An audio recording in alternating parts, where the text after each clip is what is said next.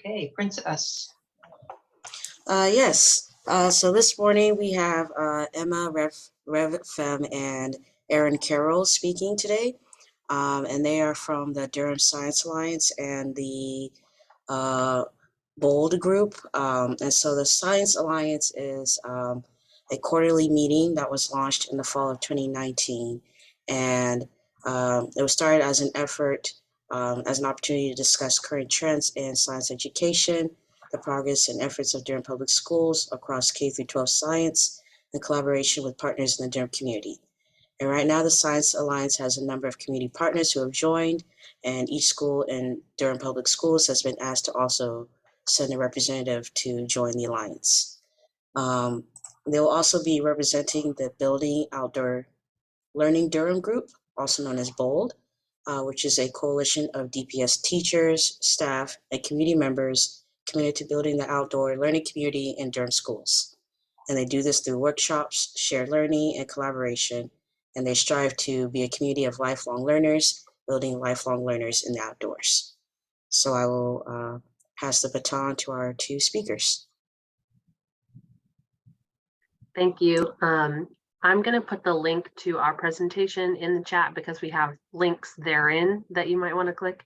So I think that'll be the easiest thing. So, and then I think Erin didn't get a chance to introduce herself, so I'll give her a second, and then we'll get going. Hi all. Yes, my name is Erin Carroll. I am the Durham Public Schools Outdoor Learning Specialist. And I'll just let Emma start this presentation and I'll get to talk a little bit more about what that means as we go. Yeah, so we have a couple of ways that we want to engage with the community as Durham Public Schools. I came into this position last year and I took over for Linda Tagurian. You probably all know Linda, being outdoorsy people and sciencey people. She has been great on our team. She's now moved up to be currently, she's the interim director of curriculum and instruction for Durham Public Schools. So she is really busy helping us get all of our, all the things that our students need to learn and not just science.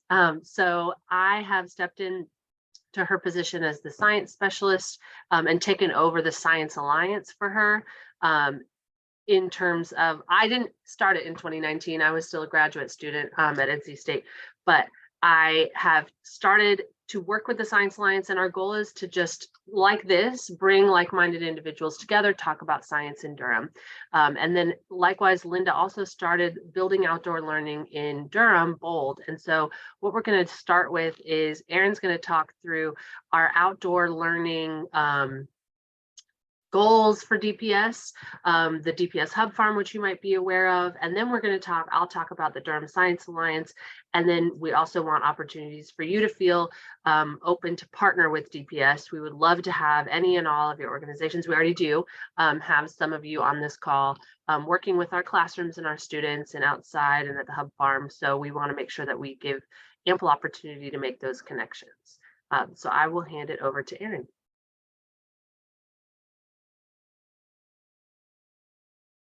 Okay, so outdoor learning in Durham Public Schools, we have a pretty broad definition. It's basically just learning that happens in the outdoors or kind of in coordination in the outdoors. So that can also be if we bring the outdoors into our classroom.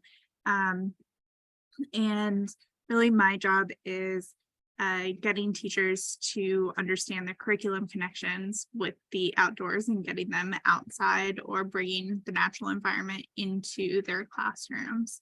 We're going to go through and you're going to see a lot of pictures of just kind of our students outside. These are students at our Hub Farm. They are looking for bio indicators. These are some of our 8th grade students.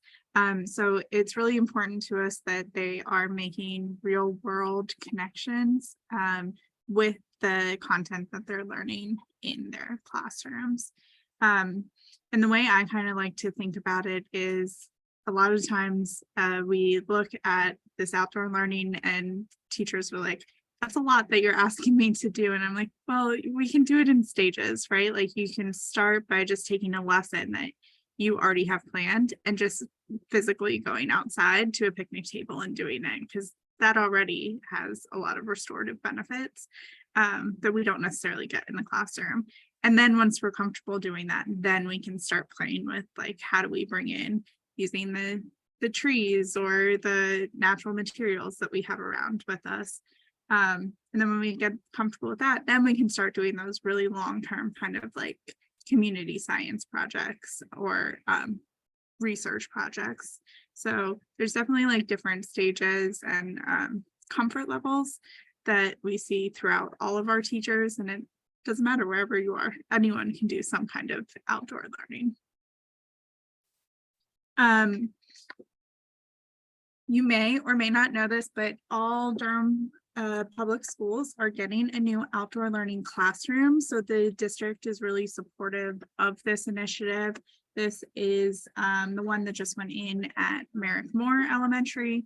So each classroom is having, they have 30 student like stump desks, a teacher desk, and then they each have chalkboards, a couple of garden planters, and then a supply cabinet. So this is just really to allow the teacher to be like, this is accessible to you, but there's really like, there's some partitions, but really no walls. So the natural environment can also be right there and easily accessible.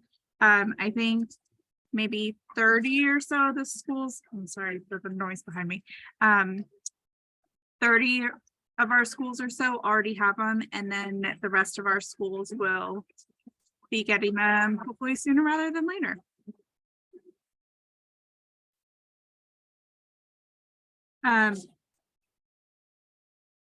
Sorry. So the Durham Public Schools Hub Farm is kind of our center or our hub for outdoor learning, hence the name.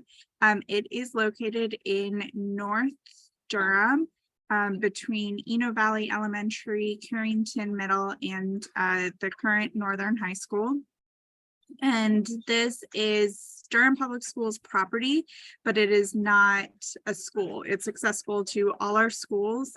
So we do field trips, we have community events, we run a summer camp there in the summer, and it's really there to engage our community in outdoor experiences. So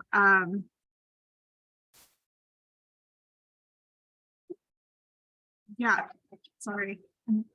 Very thrown off. Okay. Emma, let me know if I'm forgetting anything. This is a picture of our hub farm. You'll see that we have this main barn. We have a growing garden back there, mostly used for teaching and learning. We don't do too much production, though we do harvest and send some of the food to the culinary program at Northern, or do some cooking lessons with students at the farm. There's also a trail system and passes over a creek. There's a pond. We have an apiary with some bees and some other animals that we typically have out there. Yeah, if anyone has not been down there, sorry, go ahead, Emma. Yeah, I was just going to say, so one of the ways that we engage with the hub farm, like specifically at schools right now, is we have 8th grade field trips, which that picture of the students looking at bioindicators was from that. And we have 5th grade field trips, and then various other grade levels. But the reason we focus on 8th and 5th grade is because those are our tested science areas. So we want to encourage that we align our support. Yes, they have to learn, they have to take a test, but we know that they can have meaningful outdoor experiences as well. And it just doesn't all have to be test prep. So like, for example, the reason we say bioindicators, you might be thinking we were going to say macroinvertebrates, but they don't need to know that word macroinvertebrates all the time, even though we teach them. They need to know other bioindicators. So we use that as a way of using vocabulary and context, but also giving the students an experience with the outdoors doing that. The other stations that we've had at the 8th grade field trip have partnered with organizations like Dine and with the Durham Soil and Water, other we are open. This is another way you could partner. If you could picture yourself or your organization having a station here and you'd love to speak to 8th graders, we have those field trips in April. And so we basically set up stations. I was the one at the macroinvertebrate station, but I'm happy to hand that over if that's something that you would like to do. So that's the kind of thing that we do, a partnership between Erin's work as the outdoor learning for all K-12, and then my work as the curriculum specialist for 6-12, and then our we have a 6-8 science coach, Terry Ray, who really focuses on building out those field trips, at least at the secondary level. Yeah, and I will, and that's a great segue. I'm going to go into a little bit more about some of our partnerships that we have continued to build over, especially the past year or so, since one, COVID has started opening up, and two, my position is now here. So we have the capacity to build these partnerships a little bit more. This is another 8th grade field trip that we do. It's a little more 7th and 8th grade. We have started doing an outdoor career exploration day just to bring awareness to, hey, there are some really cool careers you can go into that students typically don't learn about in school. So this is a field trip that we bring experts to, so you all, and they lead a 20-minute rotation as students kind of go in and out, and they do a hands-on activity while learning what this career would do. What would you do in a typical day? It's really fun. We've had arborists, we've had state park rangers, we've had land conservationists, beekeepers, landscape designers, the EPA, you know, like all sorts of things, anyone with a connection to the outdoors. And then we also bring in the Northern Culinary students, and they cater lunch for us since they get a lot of their produce from the farm, which also brings in a potential career and technical education pathway that these middle schoolers can then go into in high school. So this is a really cool opportunity. We've had really great feedback from both the partners who come and present and the students who go around and get to try out all these different things. It's an atypical field trip that they get to do for a day. So that's another way. And then another one is, if, you know, the hub farm is great, but we also know that we have, you know, over 50 schools in our district. And so Emma and I would be great resources to connect you to those schools. We have community partners who will go into schools either on a monthly basis or a quarterly basis, or connect to teachers and go in for science weeks or science nights. And so there's definitely, we would be great people to then connect you with the people within the schools, which is a benefit to having us at the district level as well. So I just wanted to point that out. And these are just some more of our pictures. We've been at open houses this year. We've been able to work with Book Harvest and get book boxes in schools. Bike Durham is a big partner of ours, and we have bike programs in, I think, over 20 of our schools now. And then this was a professional development opportunity that the Museum in Life and Science offered to our teachers last year. So that's a really great option, and we can also help, you know, figure out what a good time to schedule that is and help promote that as well if you're interested in offering some kind of professional development for our teachers. Then I'll hand it back over to Emma. Yeah, so the Durham Science Alliance is less about classroom connections directly and more about connecting our science teachers with partners in the community to kind of foster even more ideas or classroom integrations. Like, you can obviously, like Erin said, talk to me or Erin about getting into a classroom, or Amanda, our K-5 specialist. But it also, we want to build those networks so that we are all on the same page. What are we thinking about in Durham as far as science, and how can we connect teachers to scientists to community science like-minded people. So the Science Alliance, these are 3 pictures that I just popped in. We just had our Sparks and Sparkles event, which I think Dawn was definitely there. I don't know if somebody else on the call was there, but we invited our Science Alliance email list to this. So if you want to get invited to these types of things, anyone's always welcome. So if you hear about it, you're welcome to come. But if you want to hear about it, instead of just through word of mouth, through the actual email list, we're going to give you an opportunity to get on that later. But what we did here is we had some crafts. The museum hosted this event for us. They host our winter event and then our spring event, the Museum of Life and Science. And we made crafts. There were paper circuits that we made, and we made some outdoor crafts for decorating for the holidays. And then we had some food and drink and networking. It was just a lot of fun. Our first event was virtual. This year we're doing a hybrid where we do a virtual event and then an in-person event every other of our quarterly meetings. And the first one was to celebrate Take a Child Outside Week. And we heard from Linda Kinney of the NC Zoo. Our next one is in February. And my vision is that it will be, we could network with some alumni from Durham Public Schools. So like John said, I taught his daughter Zoe. I don't think Zoe is doing, I think she's doing something environmental law maybe, but we're thinking of like all of those amazing alums who are out in the world doing science things or environmental things or environmental policy, science policy. I would love to invite people that we know back and have them speak. I'm just, for example, this Friday, going to a dissertation proposal for one of my former students who's studying, I think, evolutionary anthropology at Duke. And so she's doing her dissertation proposal defense on Friday. I get to go see that, and I would love to have her speak. So things like that is our goal for February. And then we're going to have, oh, Erin, can you go to the next slide? Because I think the actual dates that I can't remember off the top of my head are on there. Yes, so on April 25th, we're going to have our Sci Summit. Last year, this was at the museum, and we had Rob Dunn, a professor at NC State, who's also an author, come speak. And so we're looking to, we haven't planned who's going to come speak yet, but that's the vision, is to have kind of more of a summit with an interesting speaker at the museum.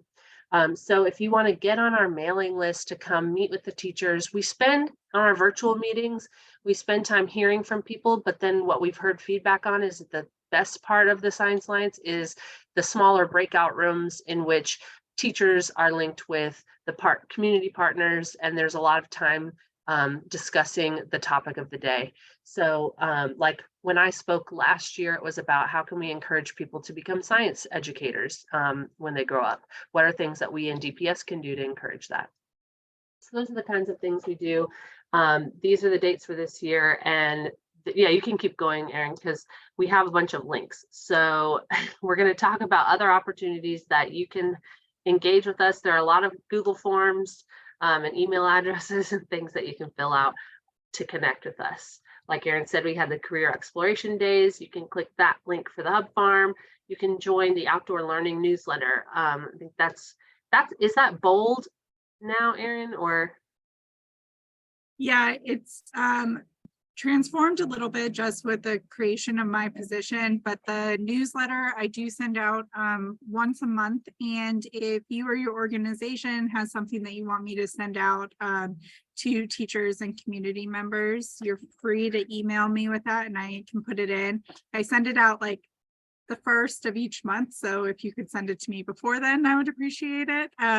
Just so I don't fog up people's inboxes. But that is a newsletter that goes out to whoever signs up for it.